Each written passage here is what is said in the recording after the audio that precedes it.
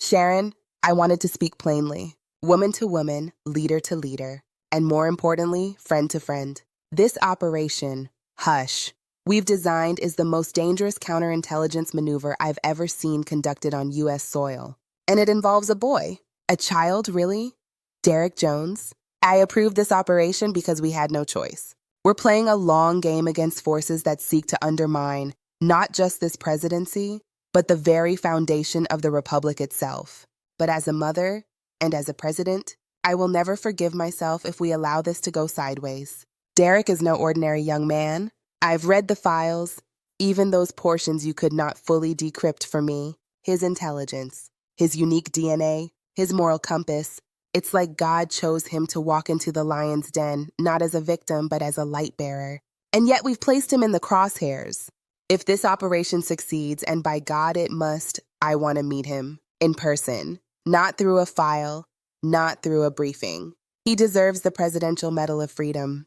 His service, though unwilling and coerced, will have prevented a coup d'etat, protected the office of the presidency, and exposed a cancer inside our intelligence community that I fear runs deeper than either of us dared imagine. I will look him in the eye and thank him. I will tell him that we, the people, are forever in his debt.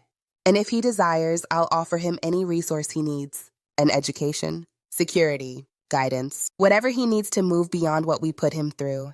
But Sharon, there's another matter we can no longer ignore. Vice President Niles Milan. I have tried to dismiss the rumors, the conspiracy theories, the viral videos circulating on the fringe networks, the ones showing his eyes turning into slits during that speech at the Kennedy Center. At first, I dismissed it as clever editing, a distortion. The internet is rife with mischief.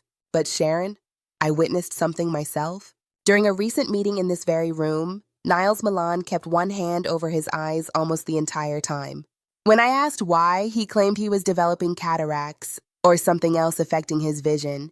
But then, almost as if remembering how odd he looked, he lowered his hand, shook his head, and forced a smile.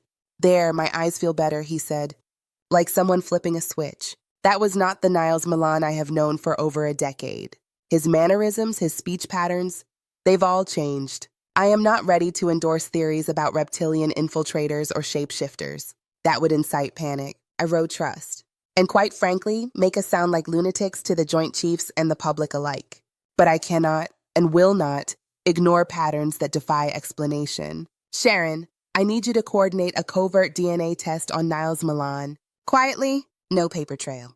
No lab technicians who might leak this. I want you to access his medical files and cross-reference any records of ophthalmological issues or any anomalies that might explain these slit eyes. And if what I fear is true, we will need more than just intelligence operatives and political allies.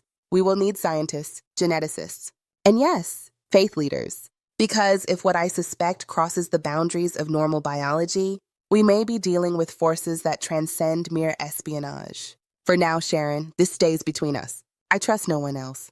Not the cabinet, not the Joint Chiefs, and certainly not the director of the CIA. You, me, and the boy. That's the triangle upon which the balance of the world may now rest. Proceed with Operation Hush. Monitor Derek closely. If you see any indication that the conditioning is causing irreversible harm to his psyche or soul, you have my order to pull him out immediately, even if it risks exposing the entire plot. Because, Sharon, no victory is worth the destruction of an innocent life. May God watch over you, and may he watch over Derek.